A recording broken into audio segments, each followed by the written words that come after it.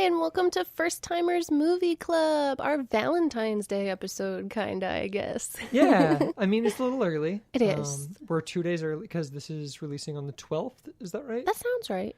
And then, so that's 2 days before Valentine's Day, which will be a Sunday this year. Yeah. And we're recording this way before Valentine's Day. We are, because we're prepared. Yeah, exactly. So this isn't like Valentine's Day for us, but like... No, but it could be for you. Yeah, exactly. Before we get to that, though, Yeah. I do want to just do the housekeeping of Sure. reminding people to rate, review, subscribe. Yes, please. And to thank, we have 2 new reviews on Apple Podcasts. What? Yeah. We have 2 very nice reviews. That's awesome. I don't know if you've gone and read them. I haven't. Yeah, I know. That's not your thing. That's my thing. You do the housekeeping. Exactly. So we need to thank Kelly and Kat. Thank you, I won't Kelly say and their full names Kat. so that they can't be stalked. Thank you, guys. It was Yeah. very sweet of you to leave us reviews. Yeah, we really appreciate it. It brightened my day. Now Lolo's happy and Yeah. hearing, knowing that they exist. They're very polite and they're 5 Aw. stars and Aw. they're very appreciative. I love 5-star ratings. I know. And if somebody else does that, we'll give them a shout out on the podcast. For So, sure. So do it. Yeah, Do it. If you're on Google, I might miss it just because I don't Oh. have a way to look at it. Oh. But thank you for doing it if you're on Google. We appreciate you, Googlers. Yeah. We're just, we're an Apple household. Yeah. We have only Apple products. Actually, not really. Like our Except for all our computers. computers. Yeah, but our phones. Our phones. But none of our computers. No. No. But I don't think you can go to Google Podcasts on a computer. These are important questions. Can you not? I really don't know. This is a question for someone else. Yeah. But happy Valentine's Day. Happy Valentine's Day. This is kind of funny because we're watching a Valentine's Day-y movie. Like, we're watching kind of a romancy movie, Yeah, kind of. which we don't do for Valentine's Day. No, that has not been our tradition for Valentine's Day. No, like, starting our entire relationship for Valentine's Day, we Yep. watch, like, Valentine's Day antithetical movies. Yes, usually like the most ridiculous bad action movie Like in our theaters. first Valentine's Day ever. Yes. We saw the 5th Die Hard movie. Yeah, it was fantastic. Which I don't even remember the title of. Oh, me neither. I mean, there's Die Hard. It was the one with like the kid. There's Die Hard 2. right. Die Hard with a Vengeance. And I say kid, I just mean the younger person. I mean, you could describe the third one like that too, because it's the one with Justin Long. Oh. But Well, yeah, that's not what I meant though. no, you mean the one with I had his name 2 seconds ago. That's okay. Do you Oh my need me to look gosh. it up? Kinda. Cause it's Jaya Courtney. Oh, that sounds true. Thank you. I got that out of my brain. You've got I don't even have a phone on me. Whoa. Am I right? And is it a good day to die hard? Oh my god, it is. It's a good day to die hard, and it is Jaya Courtney. Yes. Wow. Okay, so that's the first Valentine's Day ever. Our first Valentine's Day ever was 2013 then. Ew. That made it weird. I'm sorry I said that. Now everyone's uncomfortable. That was so long ago. Yeah. And like last year, I think we saw Sonic. I think the we did Hedgehog. see Sonic. I think we watched Godfather one year for Yeah. Valentine's Day. That sounds correct. Yeah. So yeah, that's been kind of our thing. Yeah. But this is like, Yeah, we thought we would do like a movie with love in the title for y'all for Valentine's Day. for the Not for us. Not for us. Oh, It's no, for the no. listeners. Yeah. I mean, I love like a good rom-com, and I You love do. So I want to talk about that because our movie is Shakespeare in Love, which I don't know if we've actually said yet. No, we haven't gotten there yet. And Because then we do the like, what's our movie? And then you tell me. oh, sorry. And then I go, which I haven't seen. Oh, sorry. That's okay. Okay, you can cut this out. No, this is how it's going to be now. Oh, you're leaving this now? Yeah. Oh, but I broke the format. Yeah. Oh, okay. And it's cute and it's funny. Oh, okay. Well, so it's Shakespeare in Love, which I was going to say, like, from the, like, famous films of all time as a filmmaker standpoint, I'm not super surprised you haven't seen. But as a man who loves a good romance movie, I am surprised you haven't seen it. I am also surprised I haven't seen it. Because you also are a Shakespeare theater person. Yep. I'm a theater nerd. I'm a Shakespeare nerd. You can go see my Checks TikTok. So many boxes for you, this film. Yeah, and I love romance movies. Yeah. And rom-coms especially. That's like most of my jam. Yeah. I really don't know how I've been thinking about this all day. Yeah. I don't know how I haven't seen this movie. Very interesting. Because it checks all the boxes. Yeah. I think it's what year did it come out? It came out in 98. Okay, so it's a little So it did come old, out. Yes. You were too young to have seen it when it came out. which isn't like a big deal, because like I've seen a lot of movies that are older than I am, obviously. A lot. And movies that came out in that time. But for some reason, this movie specifically, because it's a little bit older and it has a lot of awards, and this is so weird, and I hate admitting this, but I'm gonna. And because it has Gwyneth Paltrow in it, I haven't watched it. Oh. Not a Gwyneth Paltrow fan? There. I don't have anything against Gwyneth Paltrow. Yeah. There's nothing specifically against Gwyneth Paltrow that I have. Yeah. I've been thinking about this movie all day, trying to figure out why I haven't watched it. Yeah. But like, I haven't seen really much Gwyneth Paltrow, period. I've seen her in Talented Mr. Ripley. Okay. Because I watched it in college for a class I was taking. Gotcha. That might be the only Gwyneth Paltrow movie no, because we watched Emma recently. Those are maybe the only Gwyneth Paltrow I've seen. And in my head, I think Gwyneth Paltrow's fame came at the wrong spot for me, particularly. Gotcha. Because like we were discussing, like how Bill and Ted's in my head feels younger than Wayne's World. Yeah.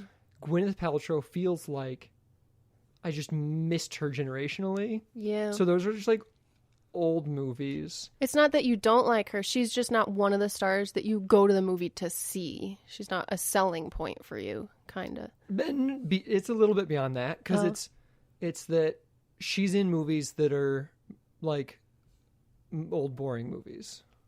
Gotcha. That's what I just assumed, that like oh, Emma, like, oh, that's like a movie that like older people like. I don't know, you know what I mean? Which I loved Emma. You did, yeah. Because we watched that within the past year, too. Yeah. And, like, I'll probably love this. Probably. But, like, because of Gwyneth Paltrow and, like, it having all those awards, I kind of just assumed that it wouldn't be as fun as I want it to be. I dig. I assumed it would be kind of boring. In high school, all the like kids did Shakespeare learning, and there was kind of like 3 different English classes. Yeah. And the smart people English class watched the Keanu Reeves Much Ado About Nothing. And I was in the middle person English class, and we watched the Romeo and Juliet by Baz Luhrmann. Okay. And then the like dumb people English class watched Shakespeare in Love. So. And they all like hated it. And I know it isn't like, I don't know why they made them watch Shakespeare in Love. I think it was just trying to connect them. To make them like Shakespeare, to try to create a relation. Them to the time period and create a relationship with it. And I just like was like, oh, that's the thing the kids in school watched. Yeah. And it's that oldish romance movie about like, and I like Shakespeare. Yeah, you do. I've never watched a movie about him. So. Like Anonymous. Yeah. I also wanted to see, but then it was just like, it's never the movie I'm going to go see for some reason. Yeah. So I feel like this is a good moment to share one quote from a description of this film, just because like I find it so amusing that a teacher thought they should show this to teach kids about Shakespeare, because like, I mean, I'm not going to spoil the movie, but this that I was going to read before we watched the film anyhow, just to tell people the mindset you need to be in before you watch this film. Oh man, I don't want to know a mindset. I'm intrigued though. Oh, I'm sorry. Well, it's just that the film is, and I'm quoting an article, not constrained by worries about literary or historical accuracy. Yeah, I didn't think it would be. Very much not at all. Like if you're like studying Shakespeare, this is not, or if you're like a huge nerd, you need to like let go of it being an accurate piece, because it's not that. And I'm not expecting that. Oh, cool. Okay, great. Yeah, I never expected that. And even it being taught in classes, I think that is just to create like a vague ability to imagine these characters. Yeah, in a room. I dig that. I dig that. Because once again, like, they thought they were the dumb people in school. But like, yeah, it just felt like that old movie that like I don't, which is weird because this is probably how people feel about Shakespeare. Yeah, is that like, oh, that's that old thing. I don't feel like it's gonna be funny like I want it to be. I don't feel like it's gonna like connect with me. Yeah, even though I love the Baz Luhrmann Romeo and Juliet, and I love like, I mean, we made a Shakespeare movie. Yeah, like. And I love Shakespeare, and I love Twelfth Night, and like I love King Lear, and like, but for some reason, it's a little too old. The Gwyneth Paltrow of it all, and like, there's a little bit of like, I don't care to watch like Gwyneth Paltrow and Ben Affleck fall in love, which I don't even think it's the two of them that fall in love, but like, there's something about both of them that they're too. Like, well, you don't have to watch them fall in love. They're too good looking, but like not in a way that's like actually like attractive. Okay. You just like look at them and you're like, oh, their faces are symmetrical and they like are what people assume is good looking. And so for some reason, I just like don't usually want to watch them. I find all of that so funny. Well, Ben Affleck's barely in the movie, so don't worry. You won't have to look at his perfect symmetrical face too much. And it's not even that good. Like, it's not that good. I don't think his face is that perfect. It's just people like he's stereotypically like good looking, which I actually just kind of find boring to look at. Gotcha. You should probably stop talking in case you ever meet Ben Affleck. Well, I think he's one of the best Batman we've ever seen. Well, yeah. Okay. And I think he'd love that. That would make up for it. Yeah. I think he'd forgive me, like... Not that calling someone's face symmetrical is an insult. Yeah, but... like, I didn't want to see you in Shakespeare in Love because your young, boyish face. Like, I even like him as Daredevil. And, like, most of the world doesn't. Yeah, you love Daredevil. I do. And I'll fight that opinion with a bunch of people. But, like, I don't know. I like a lot of Ben Affleck movies. Yeah. And like I said, everything I've seen Gwyneth Paltrow in, I love. Yeah. They're just, for some reason, odd resistance. An anti-draw for me. Okay. That's all right. Cool. Yeah. Well, we're watching it anyhow. I know we are. And I'm excited to tell me, like, when... So you said it came out in 98. It came out in 98. So a thing we often do is the other top films of that year. The number one grossing film that year was Armageddon. I haven't seen that either. I haven't either. It's 98. Yeah. The number two grossing film that year was Saving Private Ryan. I've seen that. Damn good movie. Number three was Godzilla. Hold on. Like the 98 Godzilla. With Matthew Broderick? I don't have that information in front of me. I mean, I've seen it. Okay, then yeah. Yeah. I mean, it would have to be in 98, right? That would have to be the Matthew Broderick one. I thought that was 2001. Okay, maybe I don't know. I need your phone. Okay, here you go. Keep telling me other movies. Okay. I'll half listen. Number 4 was There's Something About Mary. And number 5 was A Bug's Life. I won't read the whole list, but Shakespeare in Love was in 9th place that year. The 98 Godzilla is Matthew Broderick. Oh, cool. Cool. So just came out It and Bug's Life in theaters. A couple years before you thought, oh, cool. But so it was the 9th highest grossing film that year. Mulan also came out that year. Lethal Weapon 4, The Truman Show, Rush Hour. It's a pretty good year for movies. It's a good year for movies. There's a lot of fun stuff. The Wedding Singer, pretty good range. Shakespeare in Love did win 7 Oscars that year, which is the most Oscars ever won by a film without winning Best Director. Oh, okay. No film has ever won that many Oscars and not won Best Director. Did it win Best Picture? It did win Best Picture, which upset a lot of people because it beat out Saving Private Ryan for Best Picture that year. That's so weird to my brain because, like, in my brain, Saving Private Ryan won Best Picture because it definitely won Oscars. It won Best Director, but not Best Picture. That's so strange. Which was a very weird, because it was weird both that Shakespeare in Love won 7 Oscars and not Best Director, and Saving Private Ryan took Best Director, but did not get Best Picture. I wonder how often Best Director doesn't go to Best Picture. And I wonder how, as a voter, you decide that. It's very interesting, yeah, that you'd be like, well, this was the best film made this year for sure, but I give no credit to the director. Yeah. I'm going to go work on our dinner. Okay. Which, being John Madden, who directed Shakespeare in Love, and losing Best Director in that scenario, at least you lost to Steven Spielberg. That's gotta, like, ease that burn a little bit. I mean, yeah, definitely. What else has he done? His other two biggest films were Proof and the Best Oh my Exotic Marigold Hotel. Proof is another movie I've seen with Gwyneth Paltrow. So you have, like, seen her. You just, like, and you like her. And I like all those movies. You just don't want to see more. Okay.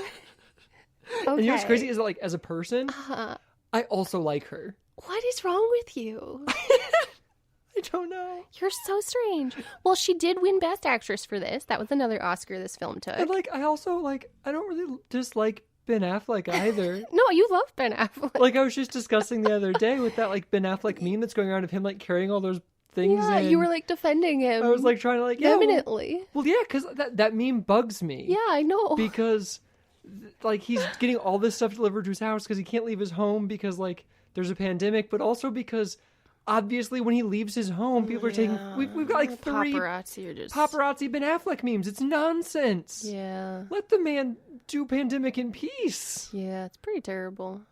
Why haven't I watched this movie? I don't know. Another Oscar it won that I just like because I think this is funny and incredible was Best Supporting Actress went to Dame Judi Dench. She's in it? She is in it. Oh my God. What I think is fun about her win, though, is that she's in only about 6 minutes of the movie. Wow. Maybe a little less, which puts her at the second shortest win ever. Ooh, who's the shortest? Who's the shortest? The shortest one was Beatrice Straight in 1976 for The Network. Which I don't even know that, but she was in 5 minutes of that movie and won an Oscar. That's impressive. That's like 2 scenes. I like want to see that now just to see this 5-minute Oscar-winning performance. All right, well, if you're a listener and you're local and the pandemic's over, and you've seen The Network, call us. And we'll get you on and we'll watch that. But we need someone to show us The Network. So she won an Oscar for being in like less than 6 minutes of the movie because she's, Judi Dench. So like, who's surprised, really? Yeah. It also won Best Original Screenplay, which was by Mark Norman and Tom Stoppard, which is, yes, it is, I see you. It is the playwright Tom Stoppard. Yeah. So you were telling me earlier today you went down like a rabbit hole of one of the writers. Yeah, it was Tom Stoppard. He's so fascinating. And then I was like, no, I can't make the whole beginning of this podcast about how interesting Tom Stoppard is. He's pretty interesting, He's pretty interesting. And beyond being a playwright, he's punched up a lot of famous scripts. You know who else has punched up a lot of famous scripts that you wouldn't suspect? Who? Joss Whedon. That makes sense. Yeah, like Toy Story. Okay. That's very interesting. These are the things my brain's filled with instead of knowledge. Should I share just a couple of the facts, though, that I thought were most interesting? Oh, definitely. I still want to know the most interesting Tom Stoppard facts. Okay, so Tom Stoppard, for those of you who don't know, some of his biggest, like, Rosencrantz and Guildenstern Are Dead is Tom Stoppard. So is Arcadia. The movies that really stuck out to me that I was like, no shit. Well, this one I just didn't know. He co-wrote Brazil. I did know. He also wrote the first draft for Empire of the Sun. Interesting. And he did the final rewrite of Indiana Jones' Last Crusade. And beyond that, there's just a lot of stuff he's done, obviously, but those were the ones that stood out to me. I was like, oh, fun. People would know what those are. Brazil is so good. It is excellent. I really like Terry Gilliam, and I think one of the movies we should do on this podcast is Fisher King. Gotcha. Okay. Because it's the only Terry Gilliam I watched without you. Yeah, we should watch it. Yeah. The other writer, Mark Norman, it was like his script, though, because it was an idea suggested to him by his son. Really? And so he wrote it into a movie. Oh, that's interesting. Yeah. How old was his son, do you think? I think Do you have this information? I don't have this information. You weren't there? I wasn't there. You didn't Bill and Ted time travel to get it? What I was reading made it feel like he was a teenager, but I am not sure why my brain thought that. That could be a total fabrication. Probably because, like, teenagers learned about Shakespeare. Probably. Yeah. One other just, like, interesting Oscar it won, just because I thought that was really funny, was it won for Best Original Musical or Comedy Score. Which you might be thinking, Lolo, that's not an Oscar. And that's because it was only an Oscar for 4 years. Oh, really? And this was the last recipient of that Oscar. So was it 94 to 98? Yes, it was. Did you get all 4 winners? Yeah, it was Yes! I'm so happy you wrote that down. Pocahontas Okay. was the first recipient. Okay. Then Emma, also with Gwyneth Paltrow. Oh. And then The Full Monty. And then Shakespeare in Love. And then they were like, yeah, no, we don't like this award. We're getting rid of it again. It is a strange award. Yes. I don't know. Okay, so talking comedy versus drama awards. Yeah. I kind of like that the Golden Globes pulls them apart. Because comedies don't get the recognition they often get. Yeah. But what I feel like ends up happening generally is a movie that is a really good movie with comedic elements ends up getting lumped in there because it has a better chance of winning, and then it wins that category. Yeah. Like The Martian, or I'm pretty sure Knives Out did the same thing, which, like, they are both comedic. I laughed. Yeah. But are they a bit like, is comedy that where they, I don't know. And so, like, I get that, but, like, then if we're parsing out comedy to drama, is score really a time where that is I mean, it is very different. But. It is, but it isn't, though, because I would argue, like, in a lot of comedies, the music is still playing it straight to lend to the feelings of the scene. Yeah. Like, some films do have, like, comedic music, but, like, that's pretty rare, I feel like. Yeah. I could be wrong. I'm not a musical person. I don't listen to a lot of scores, so, like, yeah, I don't know. It was, I mean, they decided they didn't like it. It is also a weird thing, I think, because I think it is good to recognize things of, like, different genres and stuff, because, yeah, it is hard sometimes to be comparing apples to oranges, but, like, Best Original Musical or Comedy Score, like, musicals are not inherently comedy, so it's still not a comedy award. Well, that's the Golden Globes also. I know, and that always bothers me too, because I'm like, but a musical is the delivery method of the story. It doesn't describe if the story is a comedy or a tragedy or a drama. Like, musical is the style, not... So, this is a weird way to describe this. And this is not well thought out. But my thoughts on that is that both musical and comedy are generally a heightened reality, where drama is generally about showing a reality. So you're right, apples to oranges, but, like, for, like, Les Mis to Anchorman, Yeah. but those are both a fictitious heightened reality, where Parasite is also a heightened reality. Also a heightened reality. Fuck me. Yeah. Your argument was going so strong, and then you just picked the wrong film for your really drama. did. Because It was just the first Little Women. Okay. Yeah. Yeah. That is showing a reality. Yeah. But then, like, so I love what you're saying, and it's, like, probably generally true, but also, like... I really shot myself in the foot with Parasite. I thought you could have said anything besides Parasite. It was what won the Oscar last year, I know, so... I know. Fuck. Well, no, but, like, not all comedies are heightened reality either, though. And now I can't think of one, but I know there are some that are more just, like... I disagree. Yeah? Yep. I fully disagree. I'm gonna find one. Okay.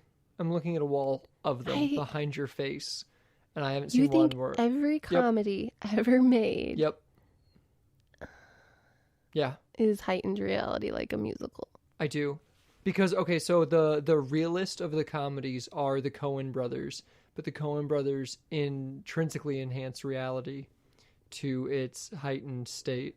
That's what film does, though. Yeah. All of film is heightened reality. What about, no, never mind.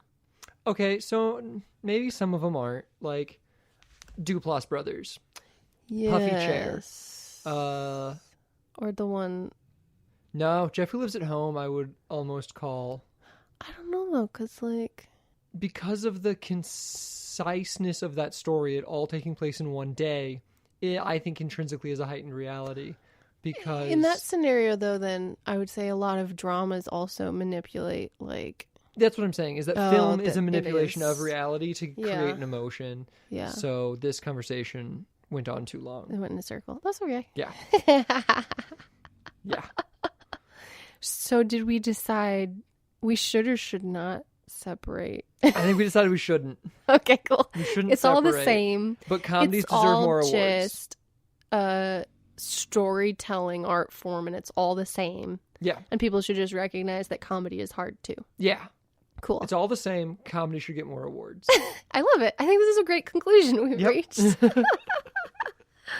Well, I think I've shared all the information I want to share pre-movie. Okay. Are we gonna have a food or snack with the movie tonight, Patrick? What are we yes. eating? Yeah, our Valentine's Day dinner Uh-huh. is, I've made you dinner Oh, thank thank you. I've made you Sloppy Joes, which you're going to have on a gluten-free bun. Yep. Because you're gluten-free. Yep. We've got sweet potato fries and green beans.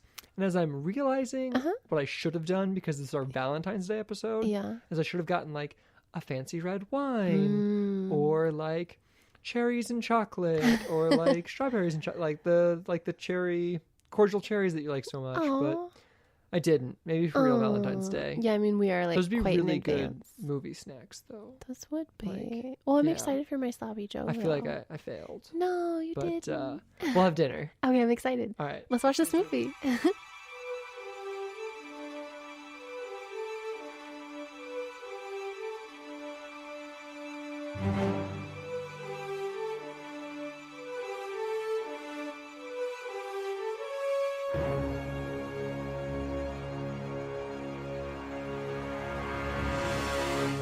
You have now seen Shakespeare in Love.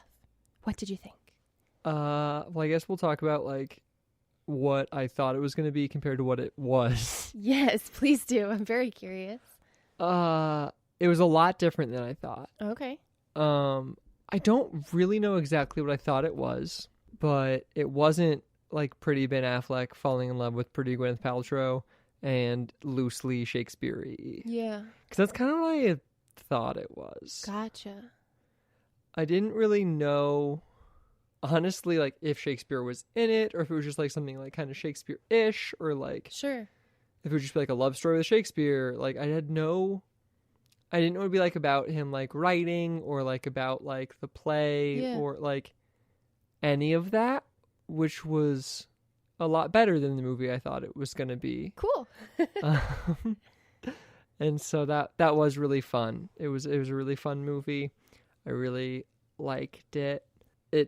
After like what I talked about, like, so I figured out with Gwyneth Paltrow Okay, cool. Do tell. is that like she looks so just like porcelain doll, beautiful, like perfect, that I think when I see posters that have Gwyneth Paltrow's name on it, I just don't feel like I'm going to see a movie about real people doing real things. Okay. I just assume like, oh, that's like a movie for like perfect people doing perfect things. Yeah. And I think sometimes I have the same worry about Ben Affleck, is that I just don't feel like either of them are going to be like Gwyneth Paltrow looks like she's never farted. And you just don't find that relatable. Yeah, because I fart all the time. Gotcha. You like actors who look like they fart regularly. Yeah, because like Gotcha. I can relate to that. I always worry that I'm just not going to be able to relate to Gwyneth Paltrow. That's so interesting. I love that you Because- figured that out. Yeah, Wow. I figured it out watching it. And I will say, is it weird how into Gwyneth Paltrow as a boy I am? That's your look. Because I'm That's how real, you- yeah. Because I really am into Gwyneth Paltrow as a boy. Cool. You've found the version of Gwyneth Paltrow that you do like. Yeah. Yeah. Gotcha. And it's her as Thomas Kent. Thomas Kent. Yeah. But also, I do just love her and everything I've seen her in. Yeah. I just like bristle against like, because I worry it's just gonna be like pretty people with pretty people problems. Gotcha. And not real people. Gotcha. But she was very great in it. She was. And Ben Affleck was also great, and he was not at all like pretty like regular like romantic lead Ben Affleck like I expected. He's just like this weird little grumpy cat in the background. So I found this on that he evidently described his character in this film as the Tom Cruise of that era. Was supposedly a thing that Ben Affleck has said. Except Tom Cruise has leads. Oh. Well, that actor did, just not in that piece. Yeah. He's based on an actor that was in Shakespeare's plays, supposedly. What I'm saying is Tom Cruise never would have taken Mercutio. You're probably not wrong. That's funny. Man. But no, it was really fun. It was really like fun having all the like actory theatery bits, like the like paying the actors, we'll pay them with the profits. Well, there never are any. Like that's just like so like indie film, like community theatery, and I was just like, oh, love it. And yeah, it was like the beginning with like his Shakespeare, like him trying to sign Bill Shakespeare over and over, and William Shakespeare like trying to figure out his signature. I was like, what a like wannabe famous person thing to do. Like, yep. And so yeah, it was a lot more fun than I thought it was going to be.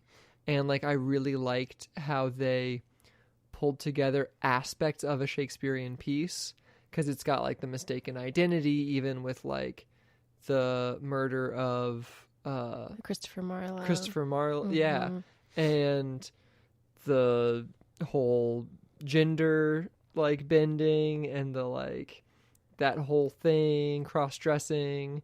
It's got the romance. It's got like it's got the comedy. They incorporated so many elements from so many of his plays in big and small ways. Yeah, they pulled together a lot of Shakespeare tropes.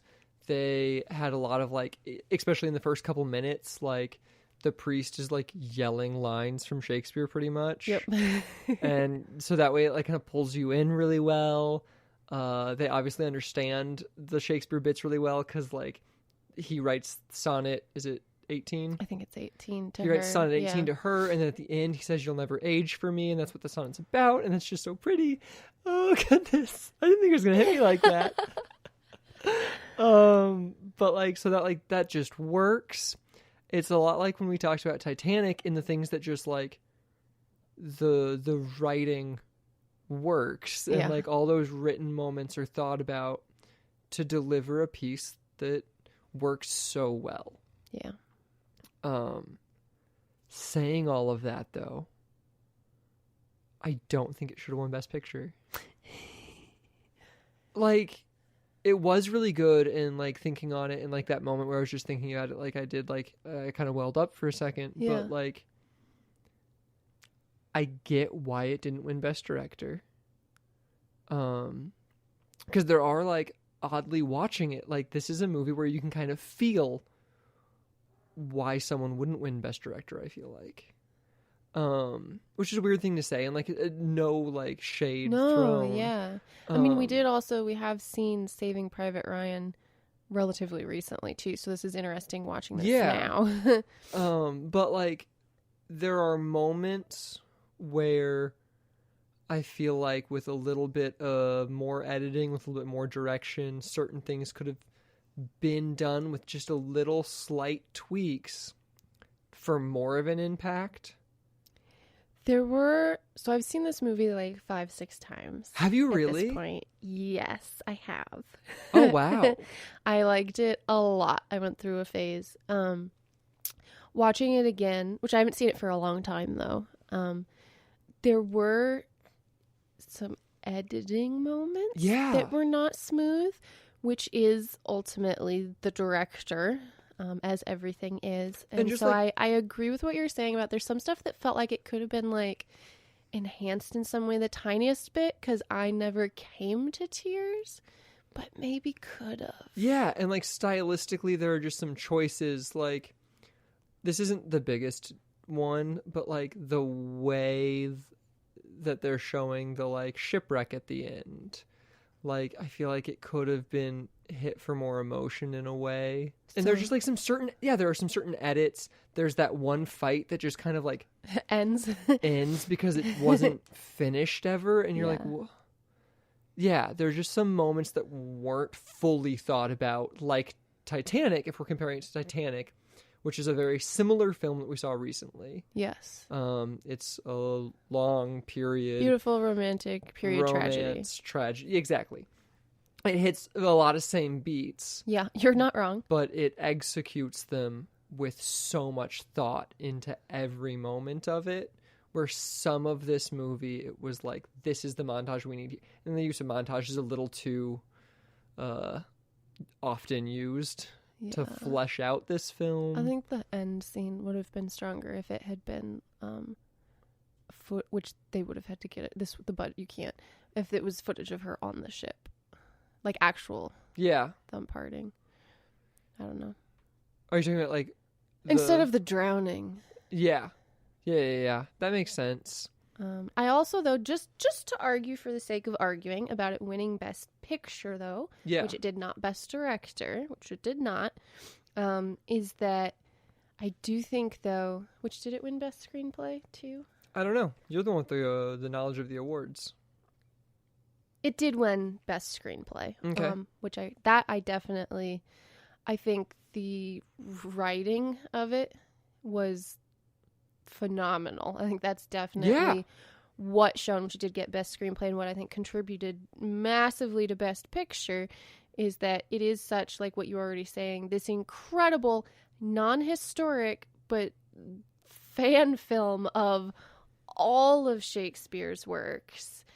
Like, so much knowledge, so much stuff, and so much stuff just about the period and the other writers with Christopher Marlowe and John Webster, that little boy.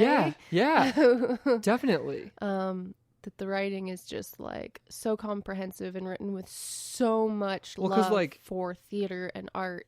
Marlowe, a lot of people think is Shakespeare. Like, there are some like rumors that like some of his plays might be Shakespeare, or definitely heavily influenced, exactly, if nothing else. Yeah. And so there's so much thought into it, and like the boy Webster, John Webster he was famous in the Next Generation wrote very dark, gruesome plays. Exactly. So that was a really funny, so like cute.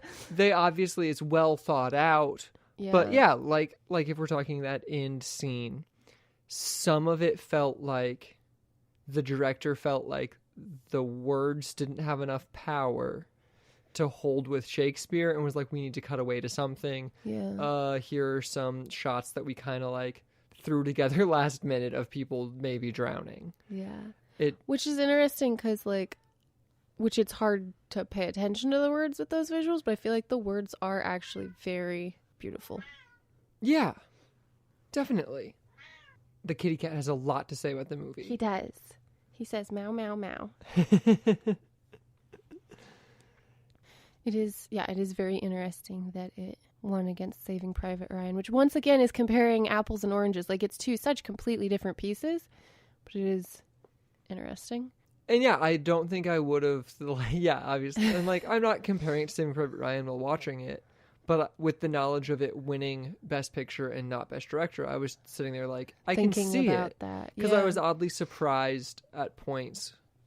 I was like, this won Best Picture? No offense to it, but it just doesn't feel like a Best Picture movie. You know what I mean? I dig that. So another thought is, and I kind of had it, and I didn't write it down, but I think part of another reason I don't think it's Best Picture, and maybe didn't deserve Best Picture and isn't Best Director, is because what is the movie about? What is? Oh no! You're gonna ruin it. No, French Logic. You're gonna break it. And I like this movie so much. Oh no! I understand. Stop. It's a little bit about how hard it is to be an artist. I think it's just about the theater is magic. Don't question it. The theater is magic. That's really all it's about. Because that is the like repeating theme is like, it's all going to work out. Don't question it. But then it doesn't. But the play does. Yeah. The art does. So yeah, no character. If you're going to look at character arcs, Shakespeare goes from having brief writer's block to not. Yep. That's it. He gains inspiration. And she goes from being an oppressed woman in the 1590s to being an oppressed woman in the 1590s. Yeah. Who had her like brief 2 weeks of bachelorette party and then went and was married to. And once again, if we just continue comparing it to the Titanic, like she has her brief fun thing with Jack, which is the Shakespeare character. But then she has her freedom. But then she's free. Ooh. Which is what makes it better. Yeah, well, yeah, because like she's lost her love, but because of him, she's found her freedom. Exactly. Ooh. So like structurally, actually, I could not tell you what it's about aside from being a love letter to the theater. Yeah. And that theater is magic. And like the power of story a little bit. Yeah, the power of storytelling is a theme. Oh, no, I did. I remember, because I almost wrote down when I had it, when watching the movie, I was like, oh, it's about that. And then I forgot. Yeah. Now I remember. And it's exactly about the power of story. Yeah. And it's kind of about, like, when at the beginning we were talking about, like, is film always a, like, heightened version of reality? Yeah. It's the question, can art like theater and film show truth? And the answer is yes, it can show truth. And I still think it shows truth through heightening truth to pinpoint truth in a weird way. Sure. But that's what it's about. It's about, can art show truth? And it's funny though, because like that's what the film's about, but the film isn't really about it, because like everything doesn't fit that hypothesis, but it is what the film ends kind of about. Is that art is magic, theater is magic, and it can show truth. Yeah. But it's not very fully focused on that thesis though. No. So because there's this love story. Yeah, because you have to make it marketable and like have a personal element though. Yeah, I think you could maybe still have that with the thesis of, can art show truth? Because like also in his art that shows truth, he is writing his own truth in life. Yeah. And then I don't know, maybe you'd have to, which they did a lot in those montages of showing them like saying the words and then them. I think you would need it more of them saying the words in the play and then them living it instead of them just in bed also saying the words. Yeah. I think you'd need more of them doing the scenes from Romeo and Juliet, which are the better scenes in the movie. Like where he's at the balcony and they have the balcony scene. Yeah. And then he writes the balcony scene. Yeah. If we had more things like that, because actually a lot of it becomes just you watching them rehearse the play and them having sex while also rehearsing the play. Yeah. There's a lot of sex and just saying the lines. And that's just showing you the like art and real life are like blended. Yeah. But it doesn't show clearly that it doesn't show them having the same experiences. Exactly. It just shows them together. Because they're not really having experiences. So just because we're talking about him writing Romeo and Juliet, one of the other big like things that people are like, Virginia, tobacco plantations, and the premise of him like trying to find the inspiration for Romeo and Juliet, because that was another one that he adapted because that was a thing he did so much. Yeah. He didn't come up with the story. He came up with all the beautiful words, but not the story. Yeah. Which I do think, though, they used it. It's such a great story to use in the way they did. Yeah. No, it's the right pick of his works, especially of the romances, Yeah. none of the others would work because the romances are all comedic except for Romeo and Juliet. Yes. The other tragedies are all political dramas. And so it's the only one that would work in this type of thing. Yeah. But that's the problem, is that we don't, and that's actually a common problem in rom-coms, is that we don't actually see characters share experiences together to create a bond. We see them have sex one time or sex multiple times, and then that's like, now they're bonded. Yeah. But that isn't multiple shared experiences together, really. And now you've ruined rom-coms. No, that's a very good point. Yeah, that's the problem with that's what makes it not Yeah. Best Picture and Best Director. It's still in the movie that I've seen like 6 times and would watch again, because it just I love anything about the theater. I would watch it again today too. I was trying to argue with you. I was going to carry on with thinking though, which is very hard for me. You can't interrupt me when I'm thinking. I will just like derail. No, like I love that movie. I love the theater-y feelings it evokes in me. I love doing theater. It makes me want to do more theater. It makes me miss theater. All of these things. I do though, like watching it. It's not a perfect movie. Correct. It's not. It's just not. It's not. And that is a huge, like, I have not made a perfect movie. Like, that's a very hard, but watching Saving Private Ryan last year, it might be one of the few, you know, like there are some movies where you're like, yeah, I can't pick anything out of that yeah, I would have done different. So I think I do like absolutely love this movie. Highly recommend it. Y'all should watch it, especially if you're a theater person. It's phenomenal. But like, I think I do understand why some people were like, really? You didn't give it to Spielberg? Yeah, I agree. So I agree with what you said. Yeah. And especially, yeah, if you're a theater nerd or if you just like making art, go watch this movie. Yeah, man. Good stuff. I think that's most of my thoughts about the film. Okay. If you want to hit us with some trivia. I would love to hit you with some trivia.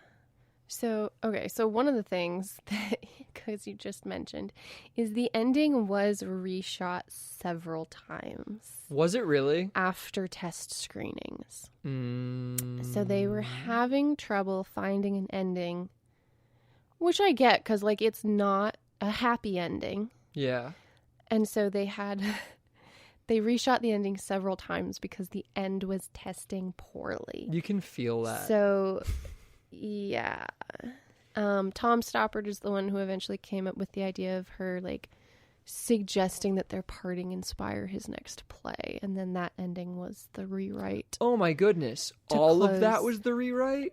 According to trivia on IMDb, which I have not confirmed from elsewhere, all of that was the rewrite. Whoa. That's so funny because, like, watching it, you're like, oh, this little romance they had is what inspires 12th Night. So, like, I don't know how, like, it felt like that's where it was naturally going. Yeah. Was to him writing 12th Night because of this. Yeah. Now, I don't know how much of that. I don't know if just, like... Yeah, it's possible he just, like, sat down and wrote 12th Night. Like, yeah. I don't know, yeah. That's so interesting. Yeah. I would love to read the original, like, the screenplay from before they shot it. They reshot everything? Yeah.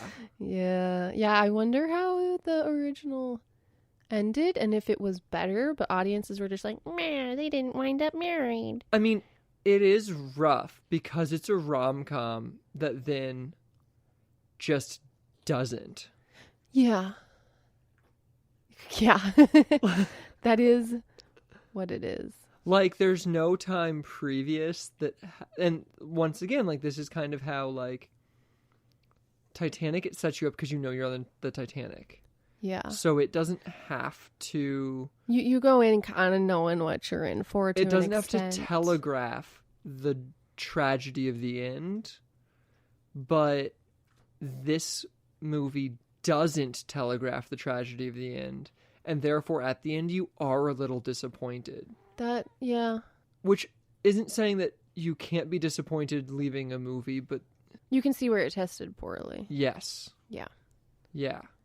I mean, like, even Shakespeare, like, they telegraph the end of Romeo and Juliet. Oh, they tell you in the opening monologue. Don't they? Yeah. So, just like, because we already talked a lot about Judi Dench. Yeah. And the glory that is Judi Dench. 1998 was the only year ever that 2 actresses were nominated for Academy Awards for playing the same character in 2 different movies. Ooh. Dame Judi Dench was nominated and won for playing Queen Elizabeth I. And that same year, Cate Blanchett was nominated for Elizabeth I in Elizabeth.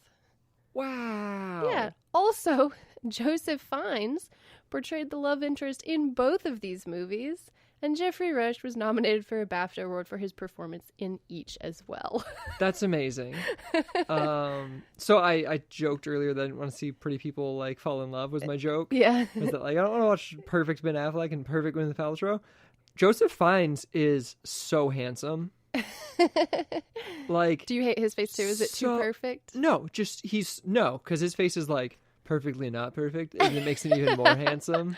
He's like super handsome. I don't know if you've noticed, but he's super handsome. You're so adorable. I love like, you so much. Also, what is he doing now? I don't have that information.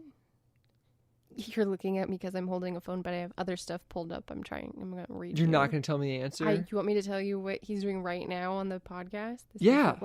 I need to know what Joseph Fiennes is up to. Okay. I'm on it. He was in 39 episodes of The Handmaid's Tale. Oh, wow. So he's like still doing stuff. So he's still doing stuff. Yeah. Okay. He was in 6 episodes of Sherwood. He was in On Wings of Eagles and Risen and Strangerland and Hercules, and he's busy. Okay, so that's American Horror Story. He was on 13 episodes. So that's like 2 interesting like filmy things. Yeah. Is number 1, I loved watching this because it's a British production. Yes. Which means it's got every actor from Harry Potter in it. Yes. Because there's like 12 of them in Britain. And Harry Potter has all the best actors. Well, there's 7 movies and they have 3 million actors. So eventually it's just, it's statistics, I guess. That I guess so. Every movie in Britain's going to have at least one Harry Potter. But that's such a funny thing, we're talking about what Joseph Fiennes is up to. Yeah. Because I think it's more of a tradition in Britain, and it's starting here in America as we're in the quote-unquote golden age of television. Yeah. But it's always been more acceptable in Britain to go just back and forth from TV and movies. It's been a much more widely accepted thing. Yeah. So it makes sense to me that Joseph Fiennes went from being in Best Picture, Shakespeare in Love, to just like being in Handmaid's Tale and Hercules on the BBC and like all these other things, because that's not like the same as the way stigma. Americans had a stigma against American television. Yeah. So what was the piece of trivia you were trying to say before I went on a Joseph Fiennes tangent? Oh, it's about Elizabeth the First.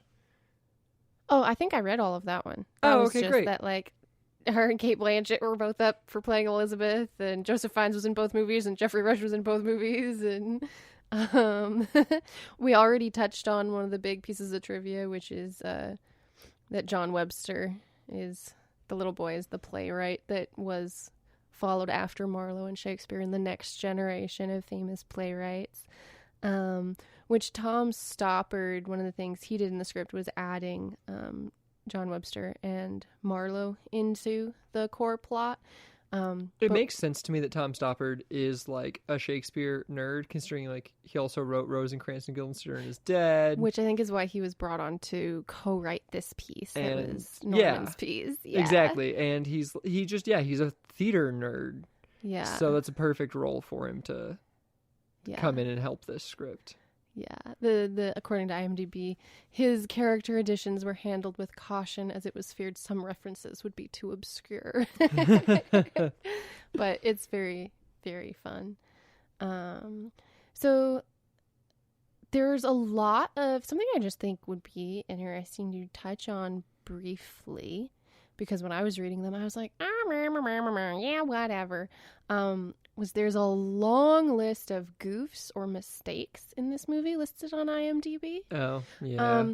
Which are mostly things that, like... Is it like Shakespeare's punk rock outfit? This actually won the Oscar for costuming, too. Just since you mentioned his punk rock outfit. It's just all stuff about how, like, it's not historical. The wine bottles in the background in the tavern, they weren't using those kind of wine bottles until half a century later. And, like, all these tiny things are like, oh, the blood is in a different spot on the bench in one shot to the next when Juliet dies at the end. And all these little things where it's just like, man, just enjoy the movie, guys. And, like, clearly it's not a historical film. It's a beautiful dedication that is an amalgamation of, like, all his work and, like, a tribute to his work and the other artists of that time. And it's not meant to be, yeah, so the wine bottles are from 20 years later. Like, come on. It is one of those weird things, because I think what matters more is the feeling it all gives off and what you're focused on. Yeah. And, like, from scene to scene. But I do understand that there are some people who are, like, crazy. Can I say crazy? No. Sure. Who that pulls them out of it. Yeah. And so, like, that is their complaint, because they're like, it pulled me out of the scene. And, like, yeah. that does suck that there's something that didn't allow you to enjoy the film fully. The really big one is that there were not Virginia tobacco farms yet, which is his whole thing. I was thinking about that, actually. That is the only one. But also, like, if you read all the trivia about the things that are, like, wrong, it's then followed by, the filmmakers knew this. They chose to just... But yeah, that was not... That was something that I actually was wondering while watching the film and thought about writing down as a note. And it was like, I don't need to talk about how dumb I am. Because something that I think that we keep getting into in this podcast is placing things historically together, because I feel like in school, at least, you're taught these single moments without getting a global view of everything else. So, like, you're taught American history, and then you're taught, like, British lit, and, like, I'd never really put together the fact that, like, America was a colony while Shakespeare was writing. Yeah, so those feels disparate to me. It's actually, because I do have the dates here. I did save that information because I was like, oh, we might bring that up. It's kind of interesting. It is very close. So I don't know what year Shakespeare died. Okay. I do know that this was supposed to take place. They purposefully placed it in a couple gap years where we don't really know much at all about Shakespeare, which was in the early 1590s. Okay. I think 93 to 95. I know early 1590s. There was a colony in what was called Virginia at the time that failed in 1587. So a few years before this. Are you talking about Roanoke? Yes, I am talking about Roanoke. Yes. Does the failed... Oh my gosh. Do you know anything about Roanoke? Can I finish the relevant information? No, I don't know anything about Roanoke. Oh my gosh. Do you need to... But that was during the gap years of Shakespeare, was when that was, just to put two pieces of history together for you. That's pretty interesting. That's very interesting. And yeah, because that did make me think about, like, well, the American colonies, interesting, but, like, I guess probably, and then I was trying to place it. So Roanoke, though, is, like, the first, like, American ghost story. The town, like, disappeared. Oh, so when they say that that colony failed in 1587, it disappeared? Pretty much. Well, I want to learn more about that, but should we stay on? Yeah, definitely. People that are interested, go look into Roanoke. There are probably some weird movies that kind of have references to it. And, like, it's a thing. It's like a cultural thing. I did not know about that. Okay. There's a season of American Horror Story called Roanoke for a reason. Oh. I've always wanted to watch that show, but it seems so scary. Yeah, I don't like scary stuff. Okay. But so tobacco monoculture did begin in 1607. So that's what, only 17 years later, 10 to 17 years later. So it's in the same bubble window of time. It's like barely inaccurate even, really. Yeah, like I said, it didn't bother me enough. It went to my brain and went, oh, were those similar years? Oh, I guess they were. Oh, that joke worked. Like, you know what I mean? Because it was pretty quick to, oh, the joke about tobacco farming works. So I don't, and then it didn't really matter. It just mattered that she was leaving. Yeah. Because it's not the important thing. Yeah. It's a small side piece of driving force. Yeah, it's just a driving force. To take her far away. Exactly. And because it works so well with the 12th Night, which I don't know how much of that was evidently actually written as a side note, but it feels so good because it's a reason to take her across an ocean. Yeah. Like, what other reason would have taken her across an ocean except going to the colonies? Like, it was a great, like, felt well thought out, even if they just tagged that end on at the end. I don't know. I don't fucking know. Britain's an island. Well, yeah, but like... So to go anywhere, you're crossing water. Lolo hates me now. Not to like a distance that is... It's the 1800s. Okay, fine. No, it's the 1590s. It's the 1500s, it's the even 1590s. Worse. It's the 1500s, Lolo. Getting anywhere is a distance. Fine. What else you got for me? So a really cute piece of trivia is that Imelda Staunton, who plays her maid, and Jim Carter, who plays the actor who plays the maid in the play, are married. Oh, that's really cute. And playing the same characters, basically, on and off stage in the movie. That's cute. Do you want to hear a really weird piece of trivia? Yes. That I don't have, like... I did double check what I could in other parts of the internet. This trivia is on IMDb. The timeline lines up. Is that some magazine reported in 1999, so the year after this movie came out. And I did confirm that this did happen in 99. I don't know if it's really because of the movie. What happened? Queen Elizabeth II was preparing to bestow a new noble title to her son, Prince Edward, which he was given a new title in 99. Supposedly, she originally wanted to make him the Duke of Cambridge, but after he saw this movie, he asked her if he could instead be the new Earl of Wessex after Colin Firth's character, Lord Wessex, even though the character is villainous and unlikable. And Prince Edward was named Earl of Wessex in June of 1999, a year after this movie came out. Huh. That's strange. Yeah, so that was just like a really weird, and I did go check, and he was made Earl of Wessex a year after. I don't know if he's ever seen the movie. I don't know if there's correlation, but pretty funny, pretty weird. I mean, like, I'd have to think he hasn't seen it at all, because otherwise you would not want to be that unless you're a crazy person. No, I disagree. Yeah? You think you'd want to be Colin Firth? No. Oh. But anything that ties you to a thing you really like. Oh, true. Like, I guess a lot of people want to be Darth Vader. I have a bunch of Darth Vader shirts. We have a Thanos pop figure right there. True. It's not because I love Darth Vader. It's because I love Star Wars so much that anything that's like reminiscent of like, yeah, Star Wars. So you think Prince Edward just liked Shakespeare in Love so much? Yeah, that he was like, I want to be named something from Shakespeare in Love. Yeah. I guess that's very possible. Yeah, I don't think it's weird. I don't think it's as weird as you think it is. I think it's very impossible to confirm unless we can get impossible. Can we get a prince on All here? All speculation. Also, you asked earlier how old his son was.